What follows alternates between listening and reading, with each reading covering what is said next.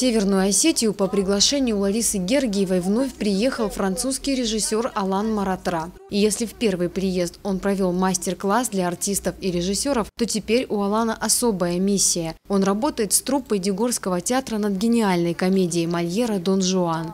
У режиссера особый подход ко всему. Он видит в актерах невероятный потенциал, шутит, что каждый похож по мощности на Формулу-1, но предстоит много работы, чтобы сделать что-то большее. Вместо силы и напора больше чувственности. Чтобы достучаться до зрителей, сначала нужно достучаться до актеров, считает мастер. Для этого Алан Маратра использует методику Питера Брука, учеником которого он является. Здесь словно создается особый мир взаимоотношений актеров и взаимоотношений между текстом, актерами и аудиторией.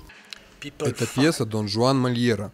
Мы говорим о многих вещах. Мы говорим о людях, которым не хватает любви, о людях, борющихся с любовью, о людях, мечтающих любить. И это очень странная вещь, потому что все используют это слово – любовь.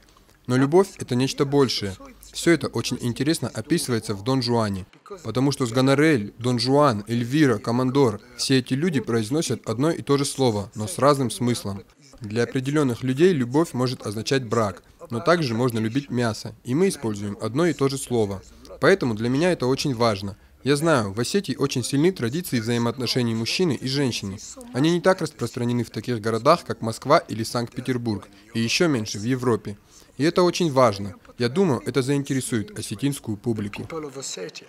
Его режиссерская работа другого качества, ведь Алан Маратра, обладатель золотой маски, въедается в каждое слово и каждую запятую, заставляя актеров пропускать все через себя и не играть, а проживать каждое мгновение на сцене. Он говорит с артистами на английском, но быстро запоминает слова на дегорском. Хотелось бы надеяться, что работа над Дон Жуаном Мольера и у него оставит хорошее очень впечатление о нашем театре Дегорском. Он молод, повторяю, но он очень быстро прогрессирует.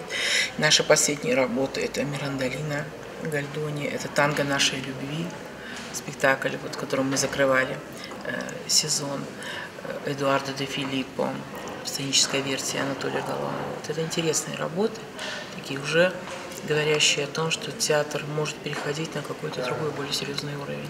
В работе участвуют 3 состава. Лучшим из лучших посчастливится сыграть ведущие роли в «Дон Жуане». А пока Алан Маратра дает каждому возможность проявить себя.